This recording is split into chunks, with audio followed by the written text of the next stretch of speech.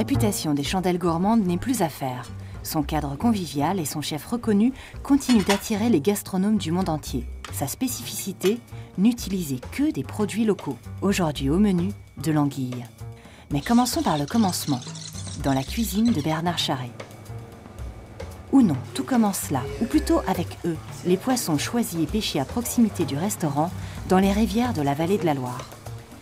Les gens qui m'intéressent sont ceux qui font des recherches sur la relation avec l'animal, ceux qui font des recherches sur des variétés végétales.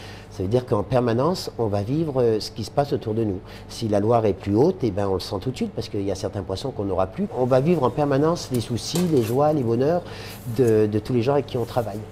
En fait, c'est le seul moyen aussi d'être très très près de son terroir.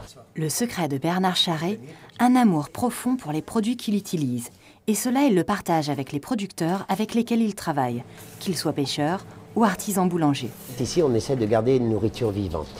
Vivante, ça veut dire qu'on ne l'a pas stérilisée avant, ça veut dire qu'elle n'est pas passée par des réseaux industriels.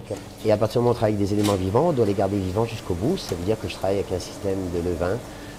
Par contre, ça demande du temps. La pâte a été commencée hier soir, elle a levé toute la nuit. Là, on la façonne et on va la cuire vers midi, juste au moment où les gens vont arriver.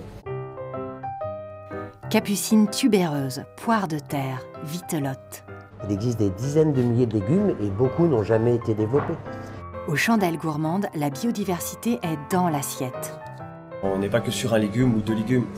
On a toujours 6 ou 7 légumes dans l'assiette, donc du coup il y a plein de couleurs différentes. Topine rôti, Ouais, Jack B. Little ouais, et feuilles de bête. ça marche. Cuisiner est une éthique et un art, démonstration avec la préparation de l'anguille. Généralement, les anguilles se cuisent dans la tradition en matelote. Donc ça veut dire des cuissons très longues et qui ne m'intéressent pas parce qu'en fait, on en perd la consistance et on en perd les saveurs. Donc moi, en fait, je fais des cuissons courtes. Je le rôtis comme on rôtit de la viande.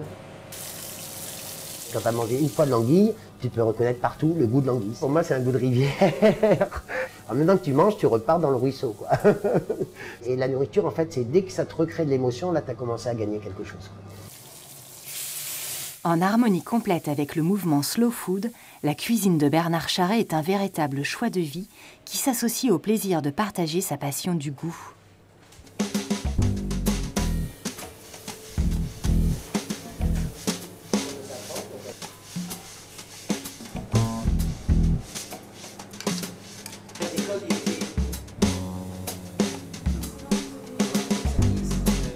Que les légumes sont nouveaux, les saveurs sont nouvelles, aussi bien les légumes que les herbes, que les aromates.